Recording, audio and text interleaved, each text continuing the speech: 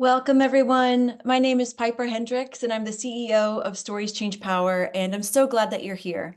As you may know, October is Emotional and Mental Health Awareness Month, so I'm grateful to today's speaker, both for making time to talk to us and for selecting such an uplifting song to kick us off. I appreciate all the comments that are coming in the chat. If you haven't shared already, we'd love to know how you're doing. It seems like there's a lot of positivity this Friday, and Donna, you're inspiring me. I'm planning vacation already.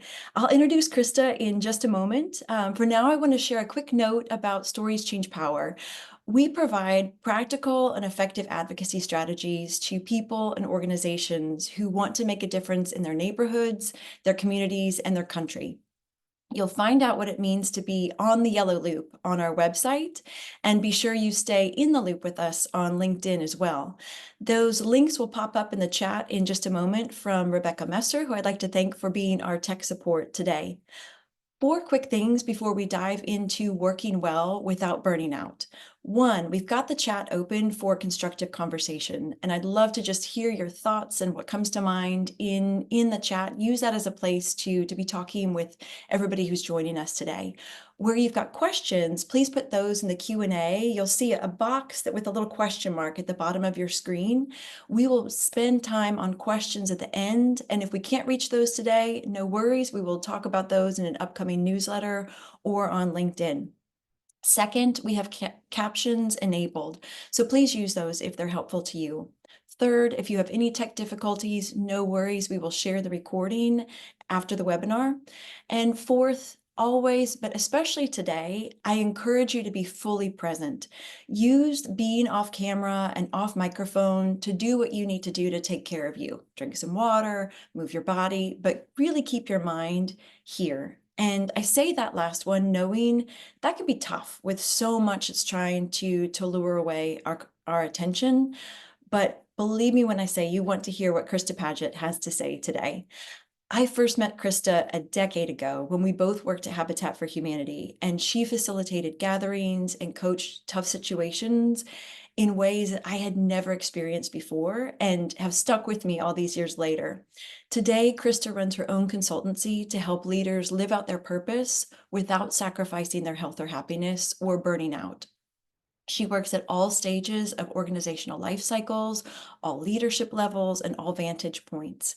And Krista does all of this to help people sustainably live their purpose and not just complete their to-do list. So Krista, welcome. It is such a joy to have you with us today. And there we go. Thanks, Piper. Welcome. We will start off with a poll, and so get your fingers ready, everybody who's on who's joined today. We have 3 questions that will pop up in just a moment. First, we want to know how long you've worked in advocacy, and we understand many folks haven't been working in advocacy, and that's a-okay. We've got an option there at the bottom that says, who said anything about advocacy? You work in a different field, so that's the option for you. Second question is, do you know the symptoms of burnout, and can you preemptively recognize those in yourself? We've got to strongly agree, disagree, and strongly disagree. Maybe you're like me, you're someone who has too high of a threshold for stress, and you don't recognize those until it's a little too later. That's not grading. It's too late, or later than you'd like for it to be. And then our third question is, do you have consistent habits that help you have a healthy relationship with work and see those early warning signs if you start to burn out? So I'm seeing a lot of results coming in. If you haven't had a chance, go ahead and pop those into the poll. Krista, it looks like we have at least half folks here who are not in advocacy. As always with our webinars, everyone is welcome, particularly this month. I feel like this is applicable to just about everybody. I'm seeing, okay, a good amount of people, nearly 3/4. Well, I won't spoil the surprise yet. Let's get more results in, and then I think let's give folks a few more seconds, and maybe we'll close that poll in about 3, 2, 1, and share the results with everybody. All right, so you'll see here, we've got several folks who are new in the field of advocacy, and then many who are not in advocacy at all. Almost 80% of people know the symptoms of burnout and can preemptively recognize them in themselves. So kudos to you, and having consistent habits that have a healthy relationship with work.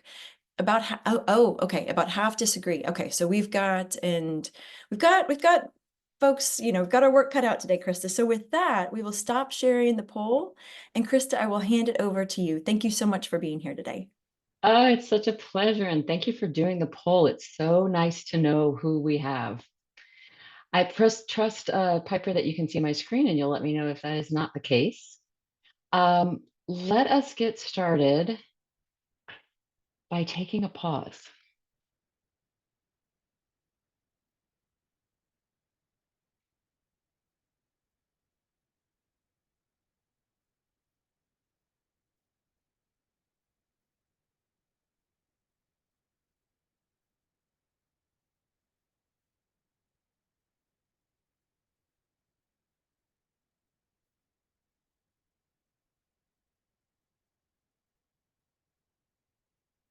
Okay, congratulations. You have already finished the first exercise for today in the sense that we took a pause and you had no intentions for that. It was just foisted on you. What I would like for you to take a moment to consider is what that pause was like for you. What thoughts did you have? Maybe what feelings did you have? Were you tense anywhere in your body? Were you relaxed anywhere in your body? Were you antsy?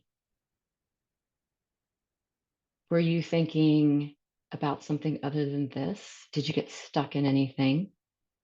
And just take a second to make a note of that. What was that pause like for you? We are going to do it again. And this time I want to give you some particular instructions. That was 30 seconds that we did before. We're going to do 30 seconds again. This time I would like for you to relax your body, take a few deep breaths, and see if you can just let whatever thoughts come into your head just go right back out again. Okay, so we will start now.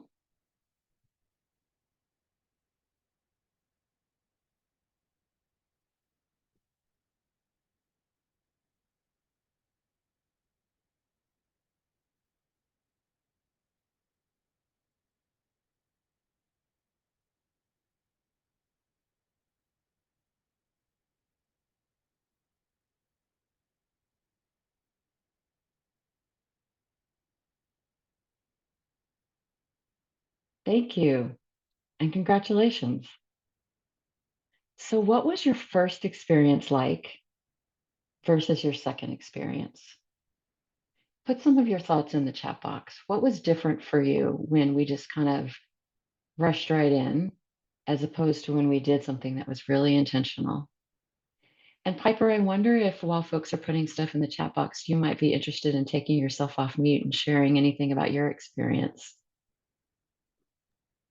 Yeah, I'd be happy to. I mean, I think my first thought was I hope folks don't think that the webinar ended or that there's a hiccup in our technology.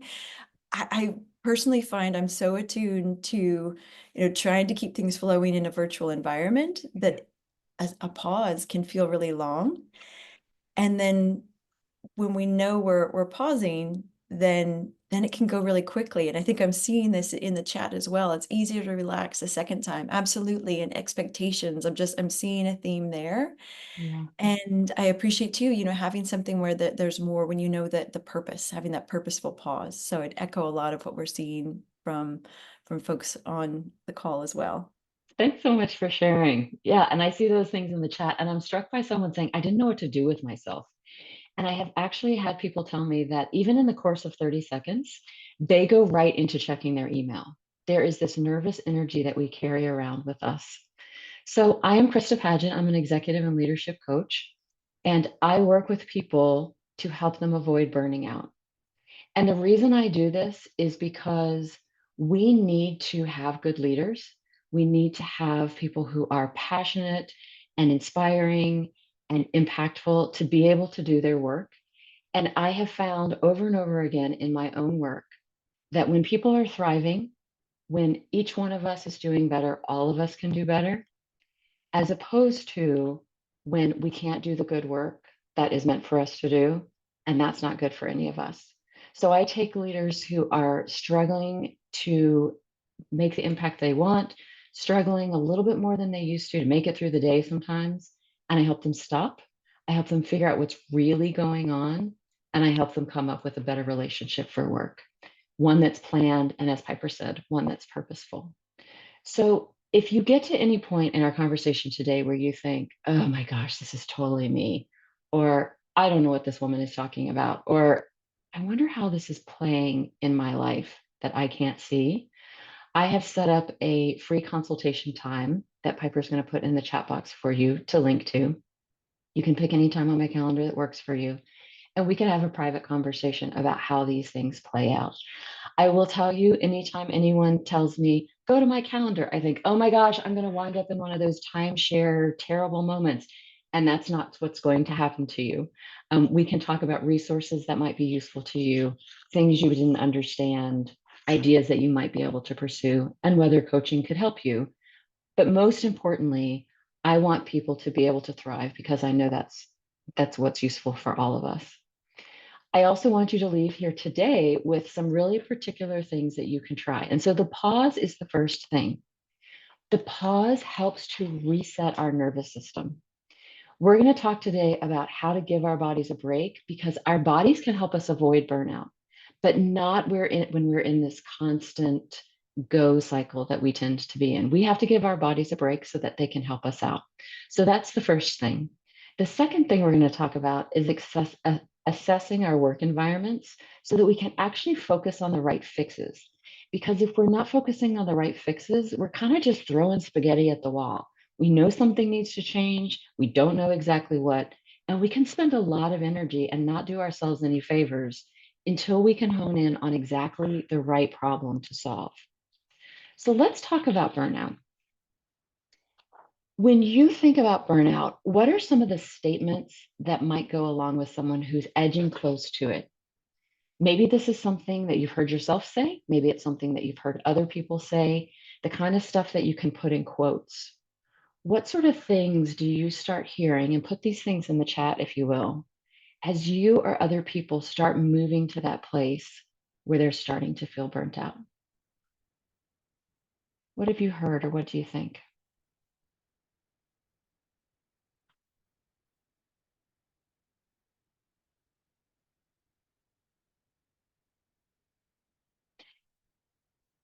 Low energy, overwhelmed, feeling unmotivated, easily defensive. Yes, and there's a word for that. Exhausted, irritable. I don't have time for this. Yes. So these are some of the things that we hear. These are some of our clues. And there's an official definition for burnout, which I think is a useful place for us to also spend a little bit of time. In 2019, the World Health Organization added burnout to its international classification of diseases. That doesn't mean that burnout is a disease. It's not. It can be linked to diseases, but burnout is what they call an occupational phenomenon. And it is defined as a syndrome conceptualized as resulting from chronic workplace stress that has not been successfully managed. And there's three dimensions to it, some of which you listed. One is exhaustion, that sense of energy depletion. Another is feelings of negativism or cynicism. This is when we start feeling a certain way towards our work or towards those around us. Maybe we start to feel disengaged. And then a third is the sense of professional inefficacy. This is when we start to feel differently towards ourselves. I'd like to invite you to remember some of the things that you put in the chat box and to make note of those things. I feel like I'm barely making it through the day. I'm irritable more than I used to be. You might even start hearing in yourself and in other people, what is wrong with me? Why can't I do this? I feel stuck. I feel like I'm spinning. These are clues that we need to pay attention to. And I'm in the avoidance business. To avoid burnout is way easier to recover from than to recover from it. And so I want you to be in the avoidance business too. And the only way to do that is for us to notice, when do these things start? When do we start to see them in other people? And then take them seriously. Figure out how we can manage our stress and figure out how we can find the right solution for the right problem. Because burnout is unmanaged stress, we're going to start with how to manage stress. This book by Emily and Amelia Nagoski is an excellent resource in terms of helping us understand how to complete the stress cycle in our bodies. Stress is a neurological and physiological shift that happens in our bodies when there is a threat. And so anything that we can encounter with our senses, anything that we can see, hear, smell, taste, touch, or because we're humans and we can imagine, anything that we can imagine can feel like a threat to us. And we know these symptoms, right? Our hearts beat faster, our blood pumps more, our senses seem heightened, our muscles get tense. Depending on the nature of the stressor and depending on our own history, that can be something that we hardly even notice. Piper was talking about, I'm just go, go, go. And so I don't know that I pay attention to these things. For some of us, we may not be noticing those things. For some of us, depending on the stressor, we can have a whole body shutdown reaction because there is a chemical and a neurological shift that is happening in our bodies. And this is really helpful for us as humans. This is how we've evolved. This has helped keep us alive. But we have a bit of a problem in our modern lives in that our modern stressors do not complete the stress cycle in the same way that the stressors of our ancestors did. Thankfully, for most humans, or for many humans on the planet, there are fewer instances where we have to run from a threat, swim from a threat, climb a tree from a threat. There's more where we have to control our tempers or hold our tongues or play a nice political game.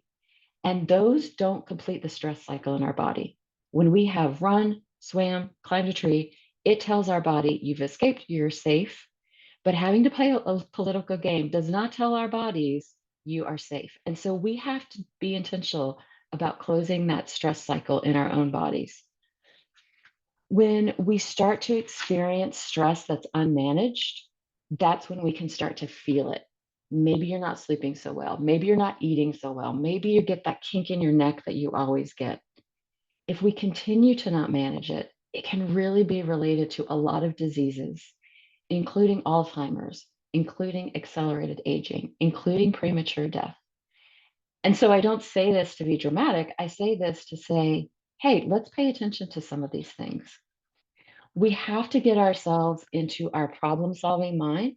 We have to get our nervous system into a place where we can engage our problem solving mind, because our problem solving mind can be really honest with us about what we're experiencing at work, what contributes to that experience, and what steps you might want to take to help you avoid burnout.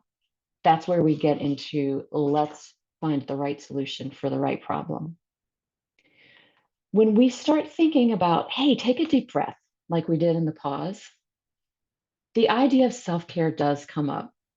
And I actually love that. I think that for a long time, particularly those of us who are socialized to always put people first, to be able to do it all, to always keep it together, did not have a sense of self care.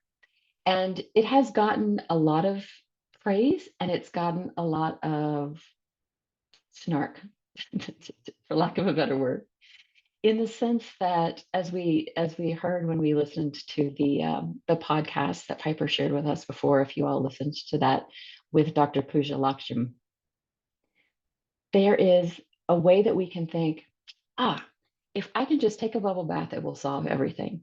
And we know that that's not the case. But I do think there's value in the idea of self care in terms of us thinking about what our needs are, for us thinking about how we talk to ourselves, for us thinking about what our boundaries are and how do we hold them and how do we close that stress cycle.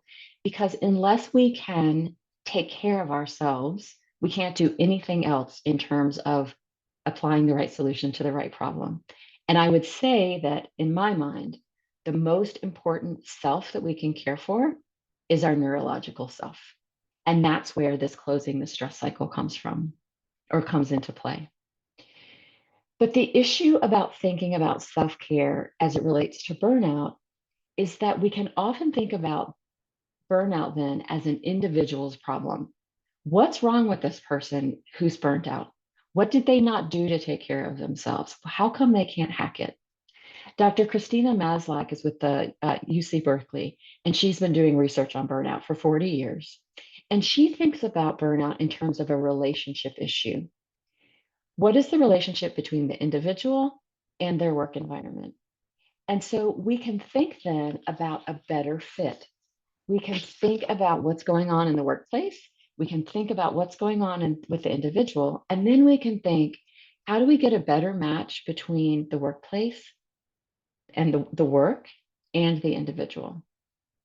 So Dr. Maslach and her colleagues have come up with 6 areas of work life that either contribute to us being engaged at work or us being at risk of burning out.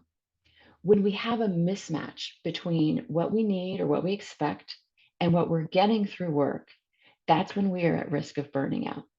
And so we're going to talk about these 6 areas of work life. And I always think of an executive who I know who is very high in her organization. She has a lot of agency, she has a lot of flexibility. And we were talking because she was starting to get to the point where she was feeling those signs of burnout.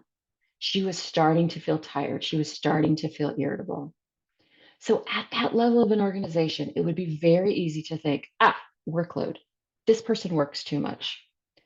But as we're talking, she was able to articulate that she has a very particular skill set that she actually doesn't get to use in her job. There's a thing that she loves to do and she's great at it, and she doesn't get to do it. She has actually really managed her workload well. She's not overworked. She has an issue with reward. And in her case, it's a situation where she has an issue with intrinsic reward. That sense of yes that we get from being able to do something that we're really good at, that really meets a need, and that we love to do. So this helps us think about how we can use these areas of work life to hone in on what is the actual issue that you need to address, that any of us need to address. So we're going to start with workload. A mismatch in the area of workload is when there's not enough resources to meet the demand. So essentially, this is when you hear people saying, there is no way to get everything done. Workload, an overworkload, is when we start to see people feeling that fatigue. Because what our bodies need is periods of stress coupled with periods of rest, and stress and rest. So that can be demands, that can be deadlines, that can be challenges, but we always need to have a period of rest. And when we're not toggling between the two, when we're in constant response to demands, that's when problems arise. When workload is a really good match, you will have opportunity to do what you enjoy and pursue your career objectives and to develop professionally. And when things are off, that's when you get a mismatch. Now, workload is one of these things that can really highlight what we need to change in our work environment. But I will also tell you that workload can highlight what we need to change about ourselves. Our relationships with work can be sneaky in the sense that even if our circumstances change, sometimes we wind up being in the exact same place we were in before. And I will tell you, I wind up with clients who change their roles, change their jobs, change their organizations, and then they wind up with the same relationship with work that they had before. And I guess that's where that phrase, wherever you go, there you are, comes from. For each of these areas of work life, we're going to talk about what's sneaky. One of the things that's sneaky about workload is that we can look externally for workload to change and still have a belief that everything is important, have a belief that every ball we're juggling is a glass ball. I also encounter people who work during downtimes as a habit. They catch themselves reaching for their phone and they don't even realize they're doing it. And before they know, they're sucked into emails, they're sucked into news, they're sucked into whatever has to do with work. I also encounter people who struggle with boundaries, like how to say no. And I also find people who really do want to stretch to meet a new challenge, but then they wind up working beyond their healthy limits. I think here of a client of mine, for example, who came to me because she said, my work is making me sick. I have got to take medical leave. Can you please help me negotiate medical leave? So as we started working together, it was probably a couple months in, and she said, the weirdest thing has just happened. I had the hardest week at work, and somehow I was still able to talk on the phone to my mom, bake something which I love, and take a walk with my husband. I had energy for all of those things. I don't know what's happening. And what she started to realize as we broke it down was that she was seeing that there was a way for her work to be a great fit for her and a way for her work to be making her sick. And she realized that for her, when she leans across the desk, she is about to do something that she shouldn't do. She is about to volunteer for something. She is about to swim in a lane that's not hers to swim in. She's about to take action in a place where only thing that is really necessary is listening. And so when she's leaning across the desk, she's working in a way that's going to make her sick. But when she started to reprogram how she thought about work and her relationship with work, she found that she had energy for these other things. These clients of mine, they come up with brilliant ideas for how to change things about work. And so I have shared some of these with you here. I actually have a long resource of great ideas that real humans have come up with, and we'll talk at the end about how I can send that to you. All of them start with the words I could, or I can, or I'm willing to. Because even if you are trying to influence someone else, or if you are asking for something, all you really can do, all you really can control is what you can do. And so all of these ideas start with I could. If you wanted a better alignment in workload, you could audit your workload for what's most important. You could remove your email app on the weekends. You could plan far enough ahead so that you can actually successfully delegate and not feel like you have to do it yourself. You could even go so far as to ask for meeting agendas so that you can decide if you really need to attend that meeting.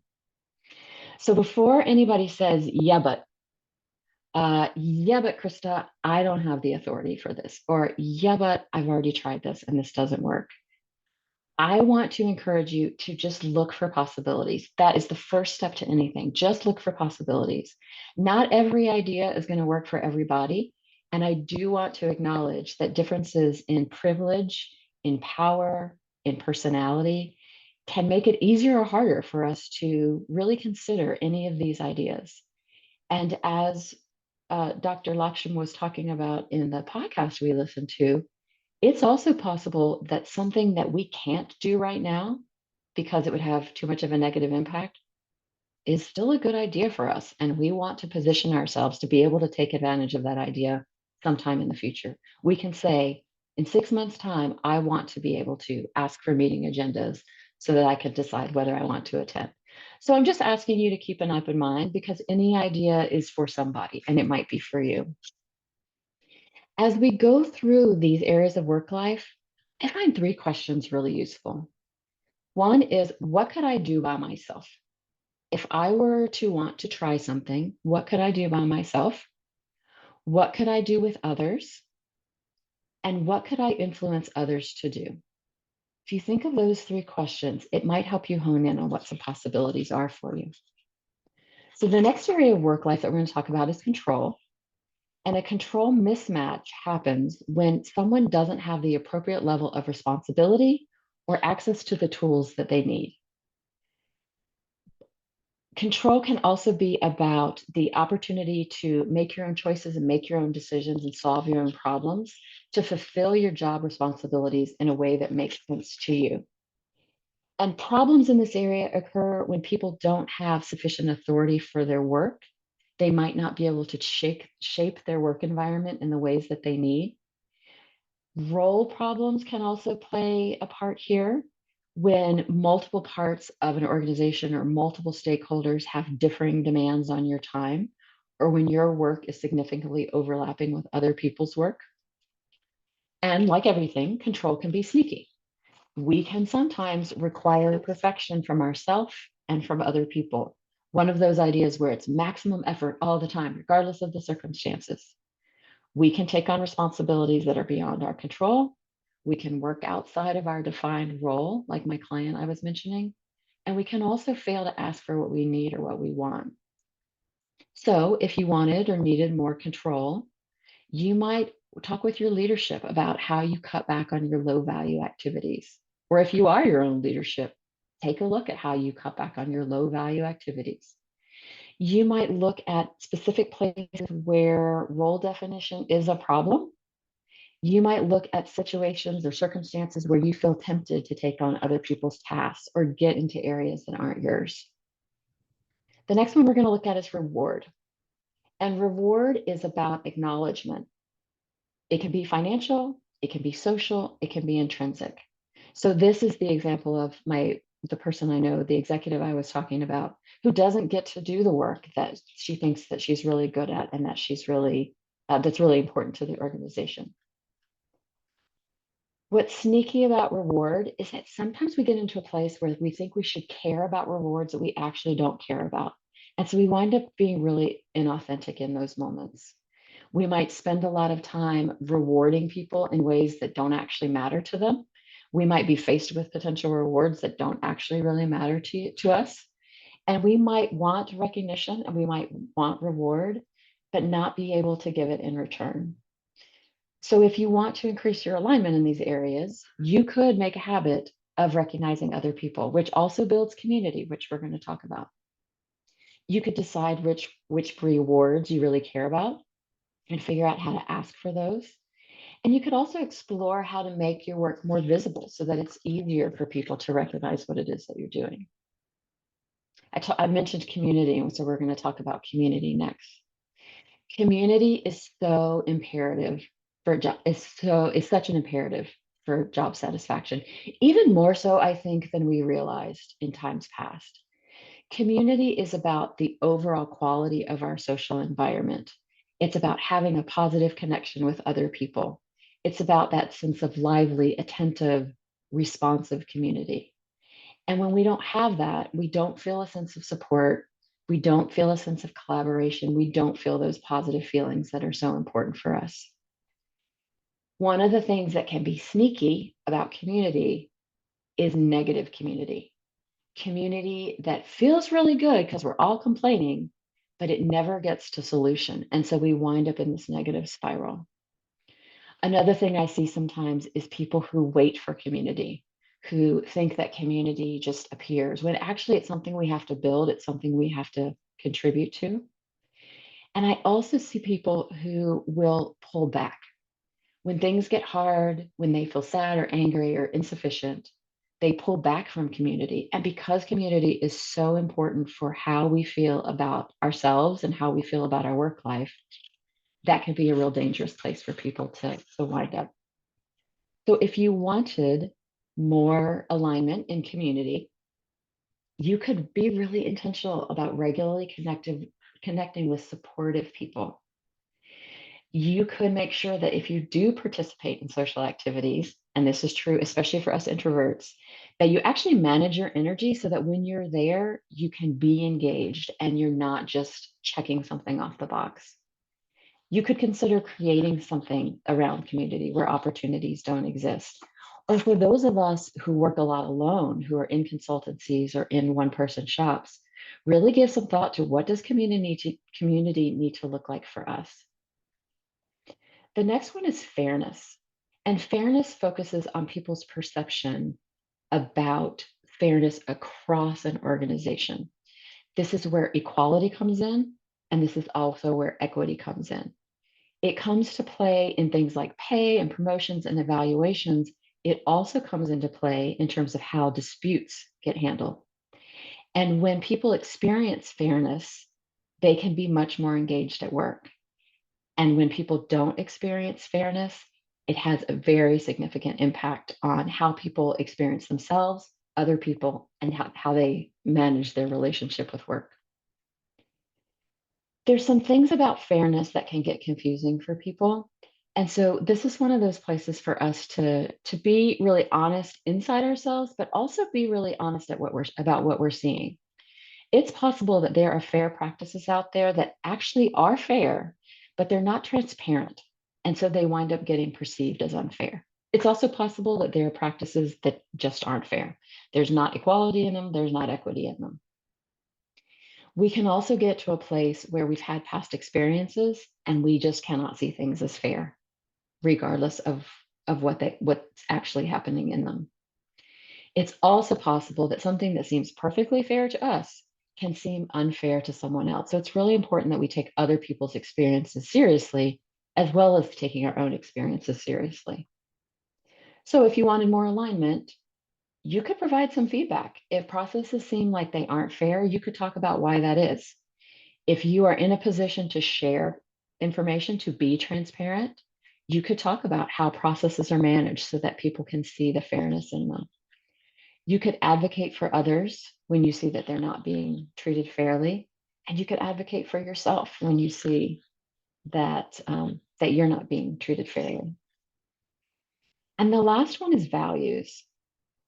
Values mismatch happens when there's a disconnect between what's important to you and what's important to the organization, or when the organization is not practicing its stated values. Some sneaky things that happen here is that we can get caught up thinking that we should hold values that we don't. When those around us hold a particular value, we can start shooting ourselves about, oh, I guess I should care about that too. And maybe you really don't. Maybe you care about something else. And maybe you have two competing values that you can hold at the same time. That's totally a thing. We also, as humans, have this sort of situation where we can sometimes see departures from our own values and ways that we're behaving as just the circumstances. But when someone else does it, we can see it as character flaws. And that really starts to affect how we feel about other people and our relationship with work. So you could work to be really clear about what your values are, which ones are most important to you, and how you exhibit them and how you find them around you. You could speak up when when other people's values aren't being lived out. And I have actually worked with people who have asked the folks that they work with to call them out if they see situations where they're not living out their stated values. And when you have these unpleasant emotions, values is one of those places that might be the culprit. And so give some thought to where there might be a values mismatch when you start to feel those things. So we talked about a couple of things in big categories. One is this idea that we have to manage our stress. We cannot think clearly. We cannot use our problem solving mind without managing that and managing our nervous system. And also, we have to know what's really underneath our experience so that we can apply the right solutions. And that's where the areas of work life come in. I wonder as we pause here before we do a little bit of a wrap up and move to some questions, what is one concept or idea that you feel like is resonating with you? Maybe it's new, maybe it's old. What is one thing that you might be stewing on a little as we're talking? Just go ahead and put those things in the chat box if you would.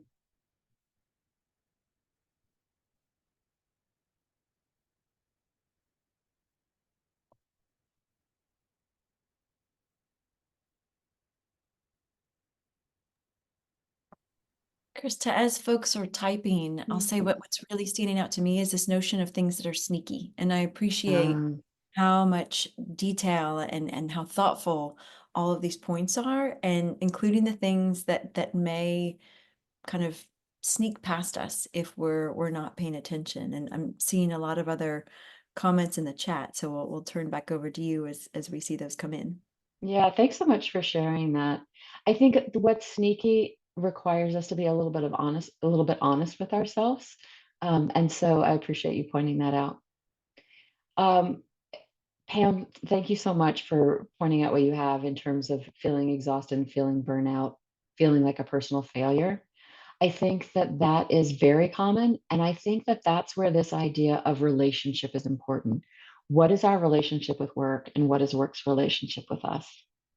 Chris mentioned closing the stress cycle, and Laura mentioned role clarity. So if you want ideas, I would be happy to share them with you. There are so many good ideas from real people. I actually have created a resource called 188 practical ideas from real people on how to avoid burnout. The kinds of things that we talked about in terms of I coulds. I have a long list of ideas that you could choose from, and this QR code will take you to my email list. If you give me your email, I'll be happy to send you that resource. I will say something about my email list. I never sell it, and you can unsubscribe from it at any time, even right after you get this resource, if you would like to. And I will also say that if this has brought up something for you that is worth delving into, please grab a time on my calendar. Very often, it doesn't take very much to get you pointed in a direction where you can think about what you really need and how to make a difference for yourself.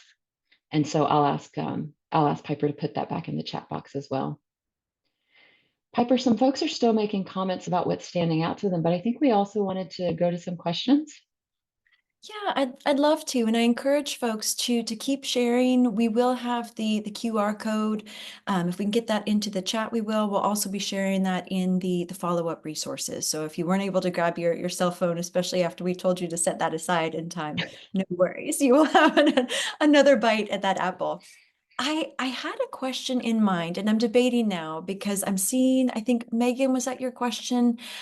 That really stood out to me.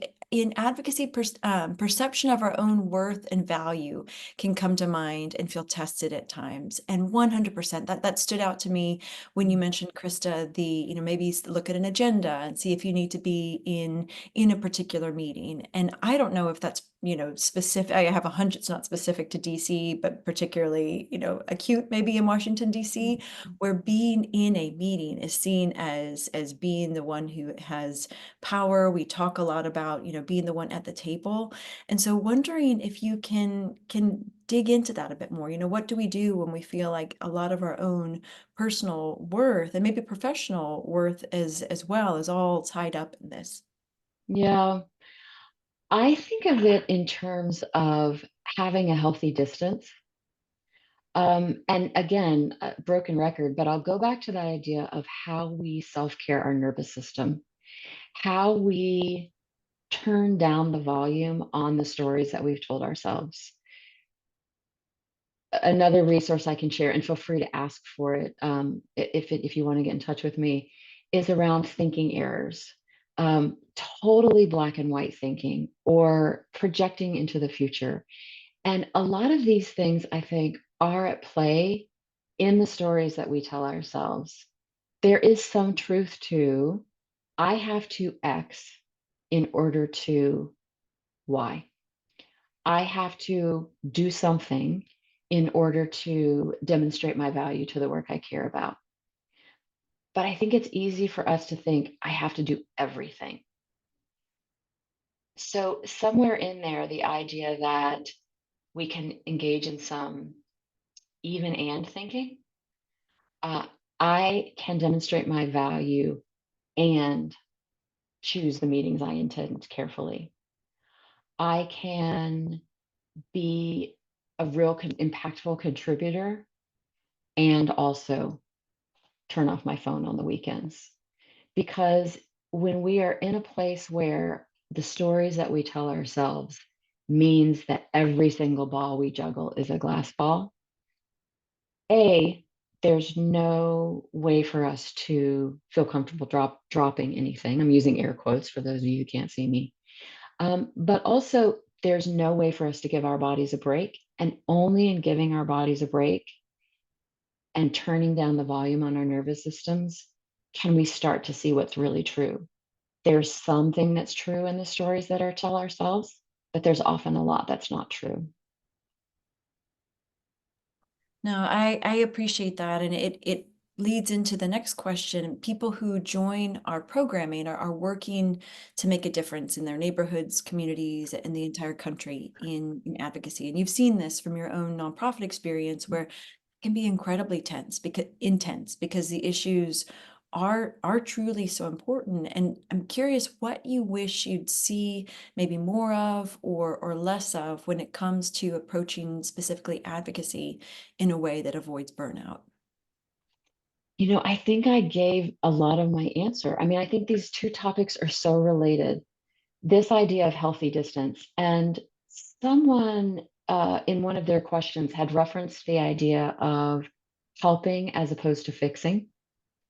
That when we're doing meaningful work, we can call on ourselves to be helpful, but it is beyond our abilities to call on ourselves to fix. And so that idea that we have a healthy passion about our work becomes really important.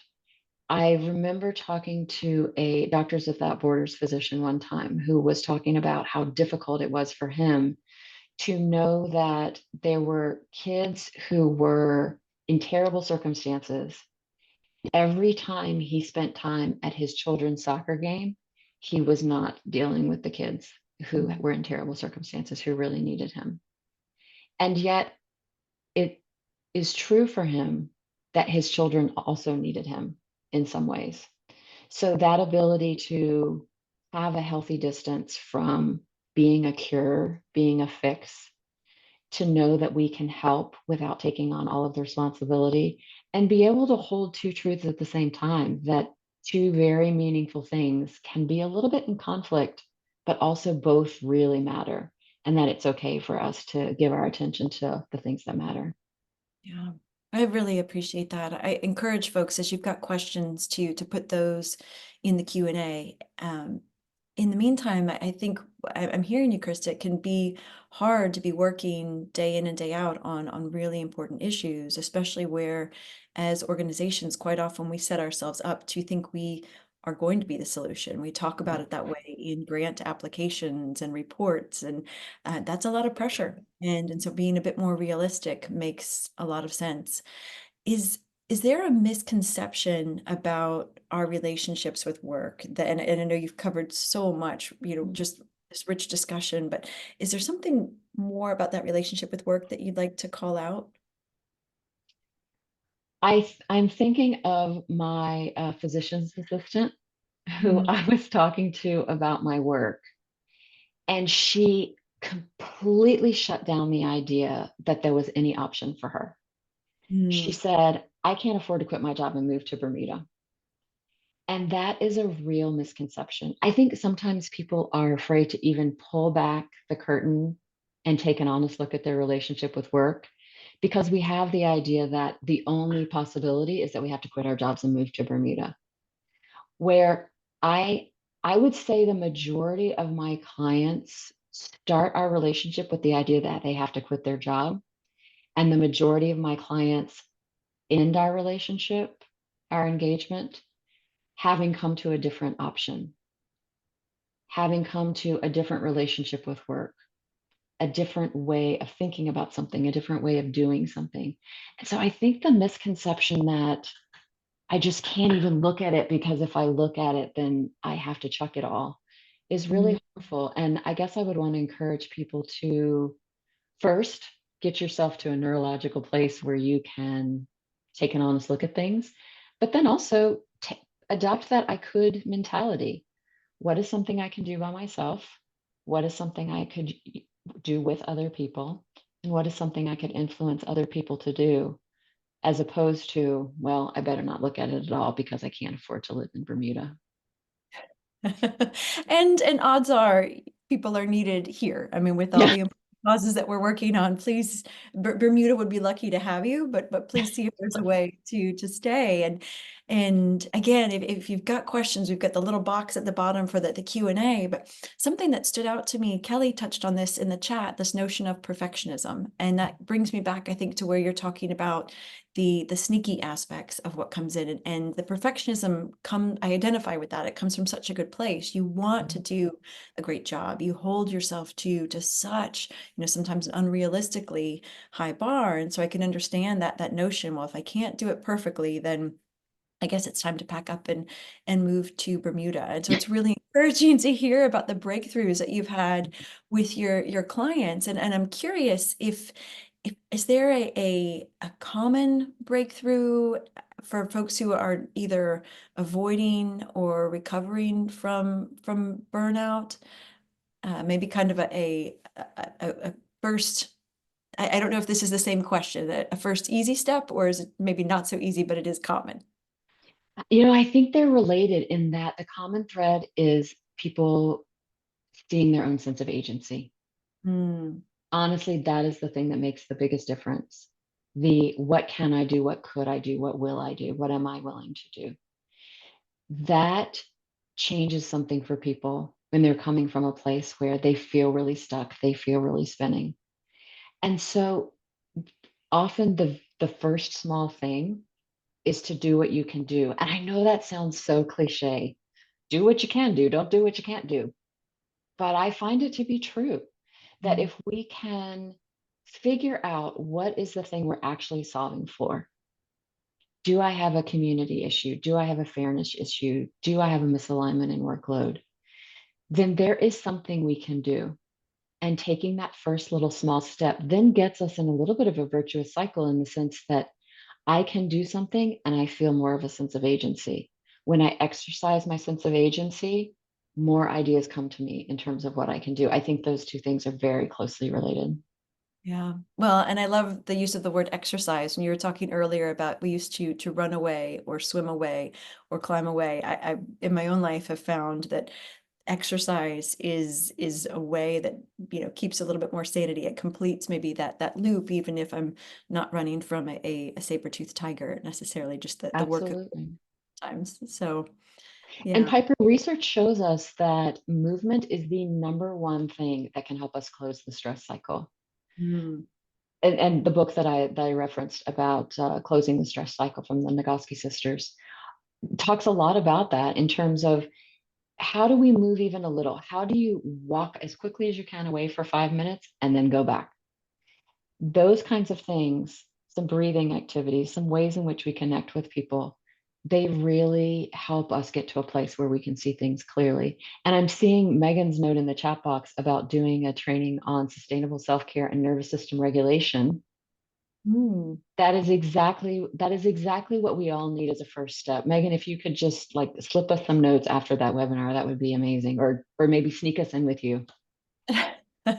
That does sound amazing. Yeah. And it strikes me just how opposite that is from our work lives quite often, especially now, where we're not even, if we're working remotely, getting up and walking to a conference room. And I remember when I was in an office more regularly, doing a walk and talk meeting if somebody was up for that. And not everybody is willing to do that in the middle of a summer or, if it's particularly cold out. Yeah. And yeah, Megan, if there's a link and there are still spots, I think folks would welcome that information. But yeah, I mean, really, I appreciate what you're saying, Krista. I mean, that feeling of overwhelm can put us in a space where we feel like we have no choice. And so, as a starting point, I can get up and walk away, even if it's for 2 minutes, 5 minutes, 20 minutes, what have you. So wonderful. Thank you, Megan. Really appreciate that. I'm curious, we have covered a lot today, Krista. This is a super tricky question, but what is one thing that you want people to remember from today? I think I've said it so many times, and I'm going to pull the trick where I try to fit two things grammatically into a single sentence. Absolutely, absolutely allowed. Let me see how I can do this grammatically. Um, know what problem you are solving for and start solving for it after you have taken care of your nervous system. That works. And from a communications perspective, we talk a lot about the importance of repetition. If you're living in a swing state right now, you have seen repetition of particular ads and mailings. Like there's a reason for that, the repetition. So thank you for repeating that for us. And thank you for being here. Thank My you for pleasure. everyone for joining today. This is an ongoing, okay, Megan is in Canada. Okay, I'm glad so you are not in a swing state here, are being subjected to repeated messages of the kind that folks are here. So this is an ongoing series. Next month with Thanksgiving here in the United States, we'll meet a little bit early. On November 15th, we'll be joining with the Post-Secondary National Policy Institute, PNPI, if you're in the higher ed space may be familiar. We'll learn about how academic research can inform policymaking. And as with all of our webinars, you do not need to be in advocacy, you do not necessarily need to be an academic to understand the importance of needing to translate really dense work into something more memorable. So as you exit the webinar today, a quick poll will pop up. Please be a helper. Take about 15 seconds. Let us know what you think. We really value your input. For those who are in our current learning community, we will use our usual login to have the after party with Krista. Thank you, Krista, for agreeing to join our group and talk today. Thank you again, everyone, for joining. Be well, do good, have a wonderful weekend, and we'll see you again soon. Thanks, Piper. Thanks, Krista.